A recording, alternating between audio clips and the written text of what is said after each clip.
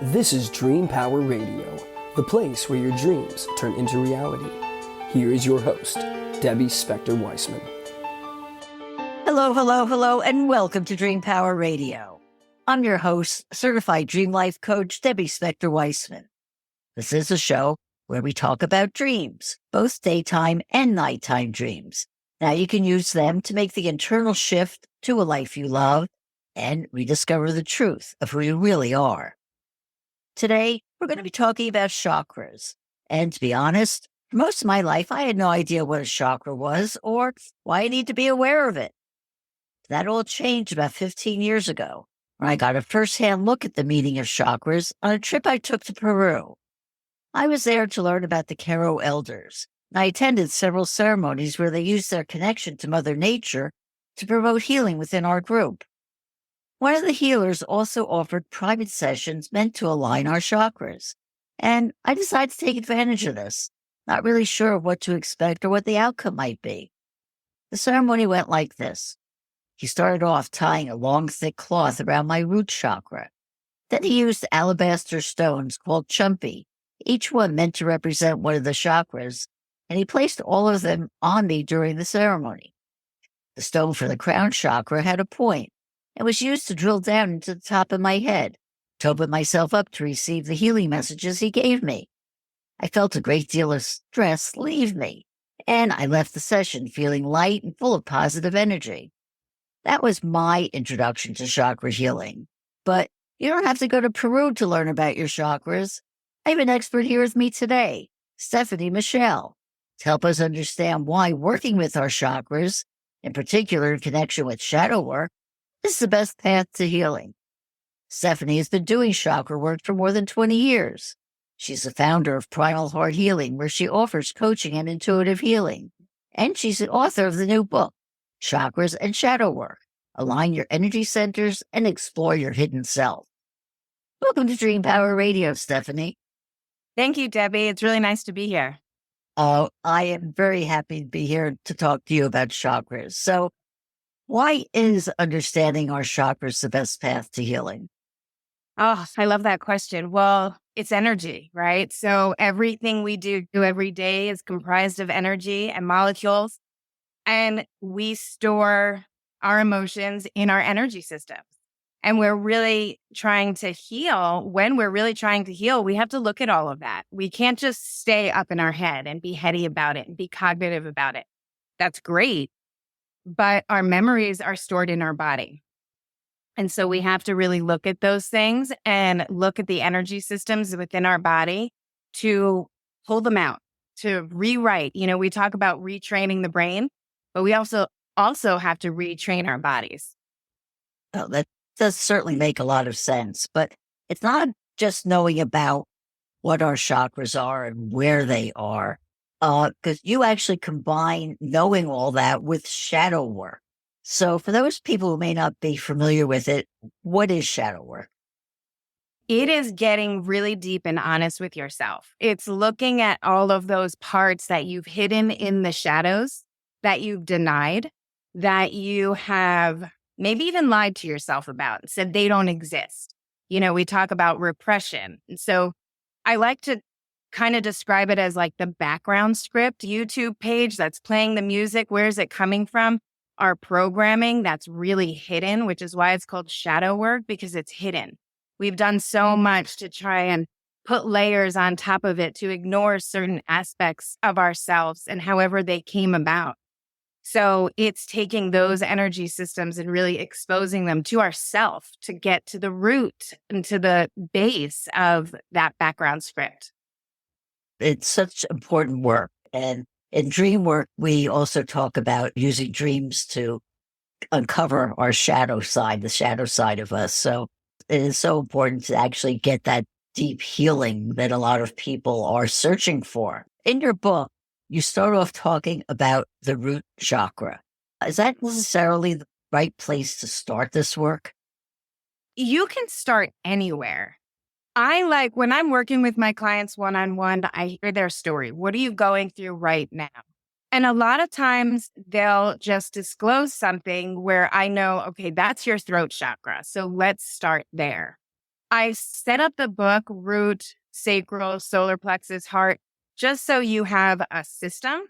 If you don't know where you want to start, just start at the beginning. Start with the root and go through it. If you know already, I have a really hard time feeling and connecting, then, go to the sacral chakra. I have a hard time loving myself. Go to the heart chakra. I don't believe in one size fits all. Everything can be personalized. I like to look at my book as almost like choose your own adventure. You can go to chapter 7 and then back to chapter 1 to chapter 3 to chapter 8. It really depends on the person and what their journey is. But if you're not sure, then just start at the beginning. Even for myself, writing my book, more healing came out. And then receiving my book, I just kind of did one of those things where I flipped to a random page. And what I read on the random page was really helpful for me that day. And it was like, oh my God, that was kind of magical. So no, you don't have to start at the root chakra, but it's a really great place to start when you're not sure where to start because it's your foundation. It's the baseline. So yeah, you can start anywhere. And in doing this work, you recommend that you focus on one particular chakra at a time and to do that for at least 30 days. Why? Yeah. Why is that? Yeah. Okay. So when I do Reiki on somebody, and I've been doing it, gosh, I never remember. I think I got Reiki certified in 90. And so I've, observed my clients. And what I've noticed is there's a ripple effect. And you can't get everything in one sitting. You can't get the real foundational changes, the breakthroughs, the integration in quick spurts. In order to make it sustainable, lifelong changes, you have to work with it for a certain amount of time. I suggest 30 days because it's a nice bookend of time. Also, because in the past I've read it takes 30 days to create a habit. It takes 30 days to break a habit. So it's a nice chunk of time. And when I'm doing my Reiki clients, I always say, please don't come back for 30 days. Let the energy just go through your body. Experience the next month with this new kind of cycle of cells and energy and be aware of how you're reacting and showing up in the world. So there's a lot of practice that has to go into it. That's why I say it's not just cognitive. You have the information, but doing the work is putting it into practice also and showing up with that new idea and that new energy and seeing how you're changing your responses, your reactions, your perceptions. So it takes time. Yeah. Anything that is worthwhile does take time. It does help to embody it, to just really get it. And because then you're not just on the surface, you're going deep. Right. Yeah. Those changes on the cellular level at that point. Yeah. And what I have also noticed is when I'm working with one chakra, and for me personally in my life, I've been working on the sacral chakra for probably 6 months now.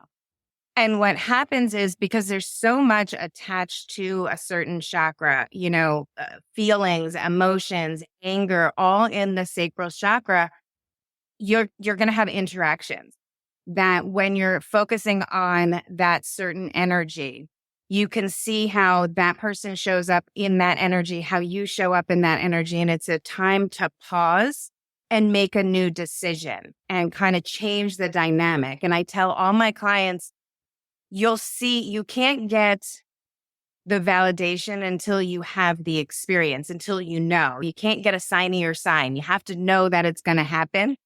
And then it shows up for you. So that's another reason why I say take the time to really work with that energy. And you actually say that, just talking about the sacral chakra, you say that's the one that tends to be the most out of balance? Yes. That's your core. That's your gut. That's where you're projecting from. A lot of people think it's your heart chakra where you're projecting from, but your sacral chakra is the creation chakra. So it's where you're creating your life. So if you think about a lot of people have digestive issues and chronic illness of the gut, That's all your creation of life. To me, that is the most powerful chakra because it's our God chakra.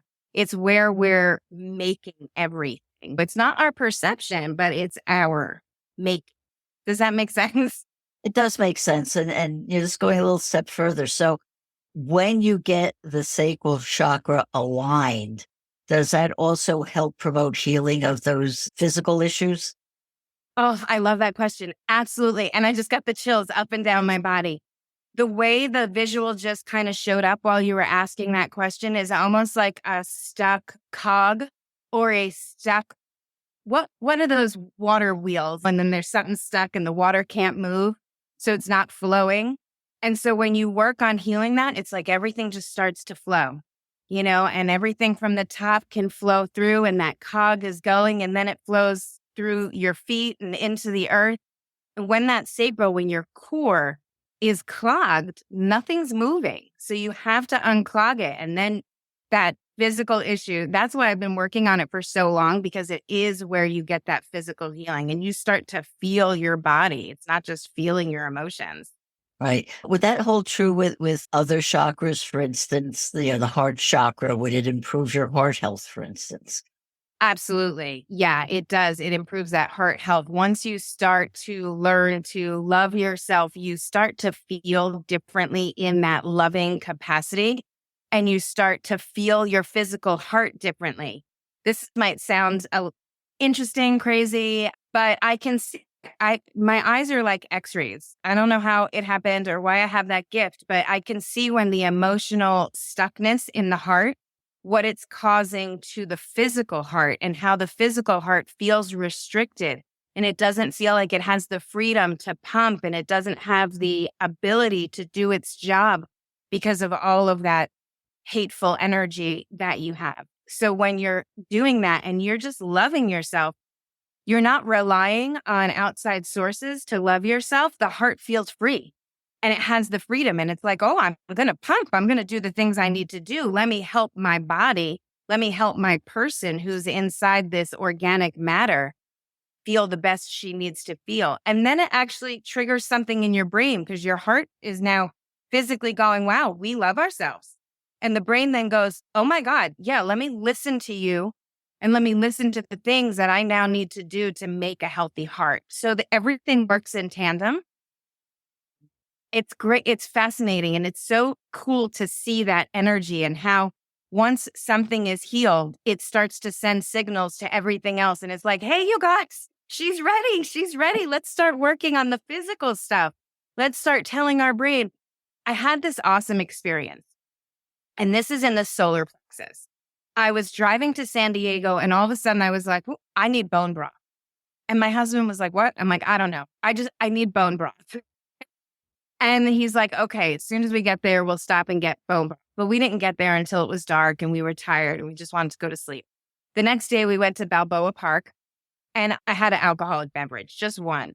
And my solar plexus area started to burn and I just couldn't walk the park anymore. I wasn't drunk and it wasn't in my head. It was here in my solar plexus and it hurt so bad we had to leave. And so of course I get on Google and I'm like, feel like this is an ulcer flaring. And I Google what are remedies for ulcers. And sure enough, it was bone broth. And it wasn't until I had done that emotional healing in here that I was able to hear my physical body saying, listen, this is what you're going to need because these are still some physical ailments your body suffers from. So it all works together. It's fascinating. It makes me so excited. It is. And it brings the old cliche, trust your gut. Yeah, exactly. There's wisdom behind that, for sure. There really is wisdom behind it. And with that, we do have to take a short break here. We are speaking all about our chakras with Stefani Michelle, and we'll be right back. I hope you're enjoying the powerful insights I bring you every week on Dream Power Radio. Now, there's a way to get more. Sign up to be a subscriber. You'll get sneak previews of upcoming shows, exclusive access to material not heard on the podcast, and special giveaways designed to uplift your dreaming life. Become a Dream Power Radio subscriber today. Sign up now by clicking on the Support the Show link in the show notes. Welcome back to Dream Power Radio with your host, Debbie Spector-Weissman. Yes, welcome back to Dream Power Radio. I'm your host, Debbie Spector-Weissman, and we're talking about our chakras with Stefani Michelle. Well, Stephanie, the really cool thing about your book is it's almost like a cookbook with different recipes for healing. And one of the methodologies that you say is part of the work in doing the shadow work is yoga poses. Mm-hmm. How do they fit into all of this? Oh, Debbie, you're speaking to my heart. I have the chills. I love that question. So years ago, I was in yoga school studying to be a yoga instructor. And they briefly talked about the chakras and we talked about the sutras. We did a lot of studying of yoga, the state of mind, not just asana, the poses. But what really hit home for me was when I was actually in a pose. And of course, there's a book and it says this pose aligns to your root chakra. This pose aligns to your sacral chakra. But what happened to me is when I was holding a pose, all of a sudden, it was like a thought bubble. I just got a vision of something that happened to me when I was 11 years old, a moment where it was the 80s. I was riding my bicycle. I thought I looked really cute, and two boys that I went to school with started making fun of me. And I internalized that and didn't ride the rest of the day. I went home. I put my bike away. I don't remember if I cried because that wasn't the point of the thought bubble.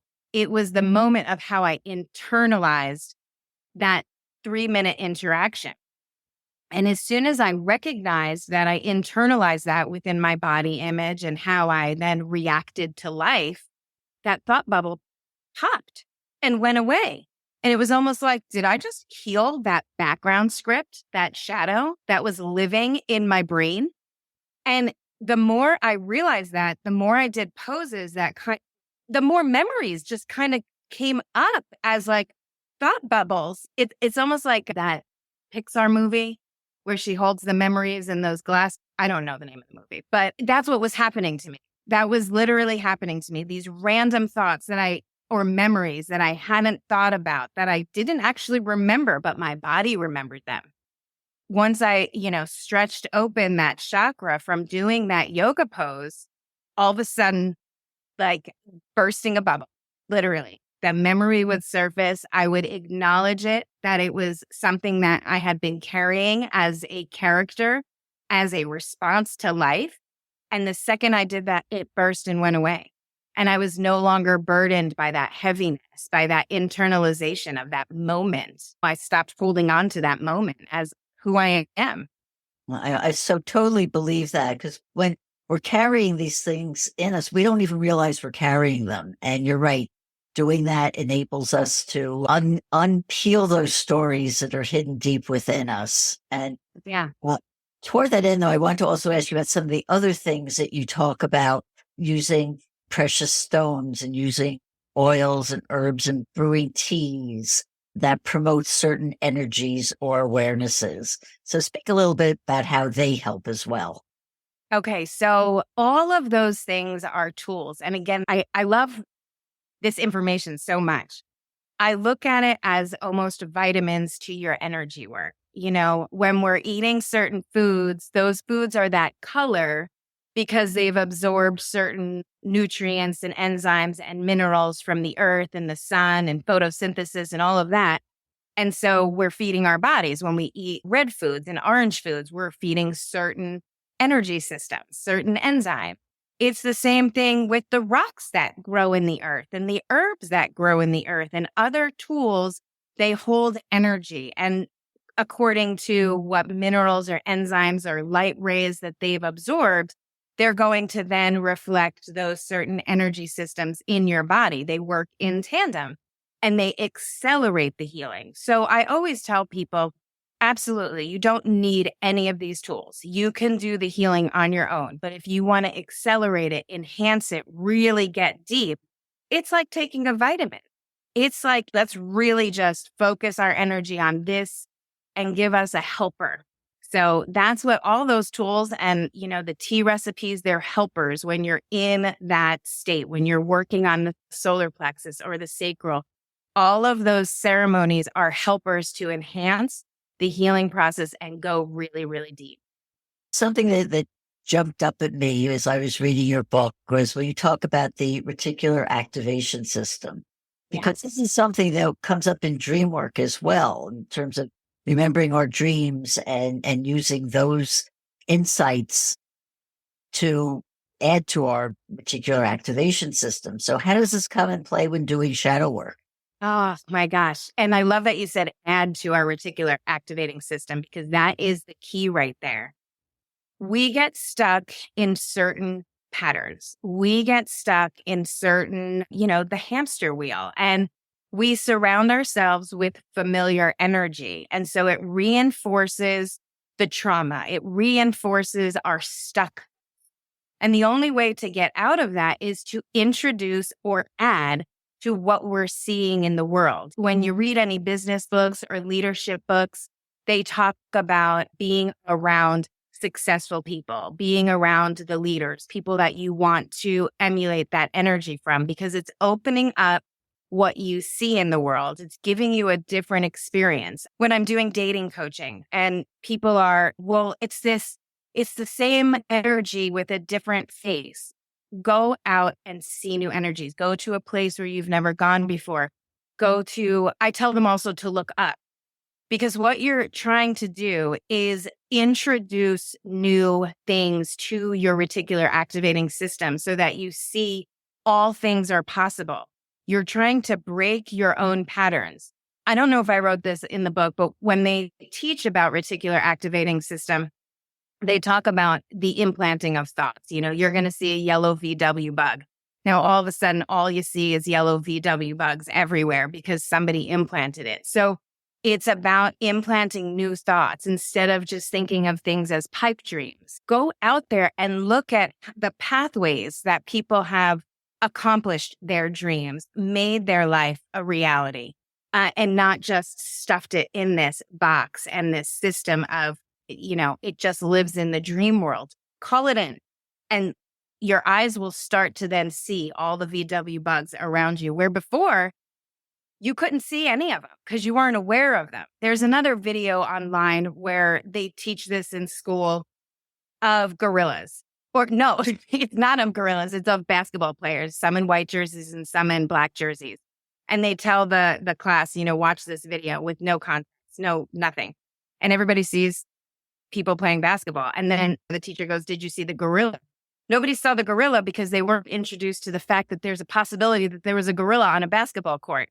And as soon as they say that, everyone sees the gorilla. That's the reticular activating system. We limit ourselves. And so you have to adopt a mindset of it's limitless. Zoom out, see everything. There's so many pathways. Right. And I believe that it also helps promote the possibilities of replacing those negative thoughts that are in the back of our mind going constantly all day long and replacing them with positive, empowering thoughts. Exactly. And I like to take it a step further. When you put those positive thoughts in, it's not just about, I think I can, I think I can, I think I can. You have to say, I know I can, I know I can. Because just believing leaves room for fear and doubt. But when you know you can, you're going to start looking for all those ways to get to where you know you can get. That is so true. You talk about doing shadow work with the solar plexus, and you say that you have to give up the idea of time when doing this. What does that accomplish? That's it. I love that because it segues from what I just was talking about.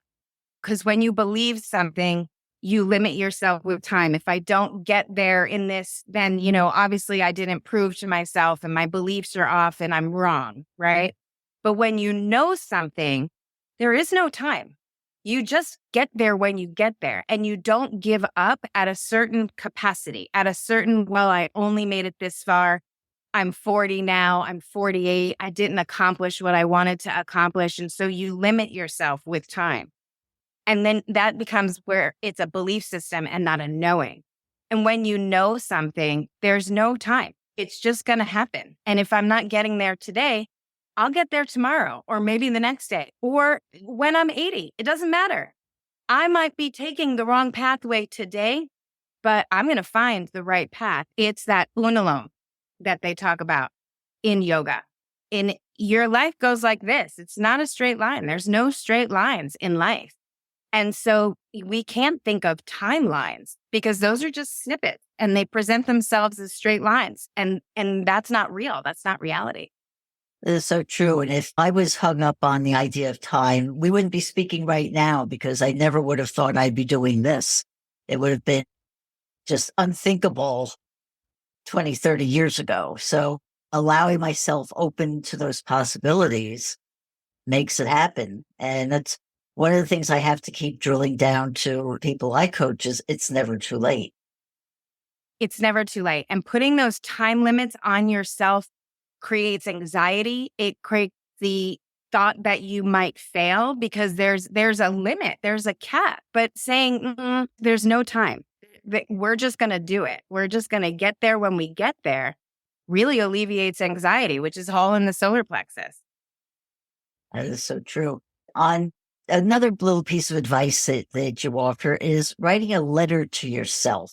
How does this help the healing process? Oh, the letters are so magical, I have to say. I started writing really as my therapy on my golden birthday. My birthday is January 11th. So when I turned 11, I got a diary and I remember picking it out and it was purple leather and it was my dumping ground. And so what that evolved into one day in my 40s was instead of focusing on the victim that I felt, the victimization that I felt and all the dark thoughts and the sadness, I said, you know what? I don't want to focus on that when I write. I want to write a letter to myself. And I got a blank greeting card that I thought was beautiful. It had all these beautiful sparkly colors on it. And I wrote something like, I put the date on it and I wrote, I am going to accomplish. And then it was just all of these things that I wanted to accomplish. And I started to focus on that, what I wanted to head towards and not what I was trying to avoid and leave behind. And I put the card away. I sealed it up. It was like this really great expression of how I wanted to change my life. And it was about a year and 6 months later where I found the card. And this was not the intention. This just happened by accident the first time it happened. And I found the card and I read it and everything I had written to myself, I had accomplished. And it was mind blowing. And I just started crying and I was like, holy cow, this is possible. You just have to shift your focus. And then I started writing letters all the time during intense energy moments with the planets and the moon and the sun and all those moments. But what then happened is I would hide them from myself. And it was like I was embedding that energy because I was saying to myself, this is what I want to focus on now. And I was embedding that energy by doing an actual activity and then like reinforcing that thought while doing the writing. And then making it a greeting card was like, this is for me. I'm doing this for me. And this is my, happy birthday when I accomplish this. And so every time I would find a card, I would have seen, oh my God, I accomplished this. Oh my God, it's really working. It's really happening. So that is one of the most magical things that I have found in my life to be. It's just one of those moments where you believe magic is real. You know that energy works in your favor and you can draw it in by just healing and shifting focus and allowing it to work for you. Such a powerful thought on which to end this. So, Stefani, how can people find out more about you and your work? You can go to primalhearthealing.com. My social medias are all Primal Heart Healing. TikTok and Instagram are the ones I use the most. And that's it. I think those are the only places that really you can find me. Stefani Michelle, I'm there. Wonderful. Stefani, thank you so much for being on Dream Power Radio today. Thank you so much, Debbie. It was so fun. Hey, we've been speaking all about chakras and shadow work with Stefani Michelle. I hope you've enjoyed today's program. If so, please hit that subscribe button so you don't miss out on any future episodes. Until next time, this is Debbie Spector-Weissman saying, Sweet dreams, everybody. You've been listening to Dream Power Radio with your host, Debbie Spector-Weissman. For more information on Debbie or to sign up for her newsletter, go to dreampowerradio.com. This has been Dream Power Radio.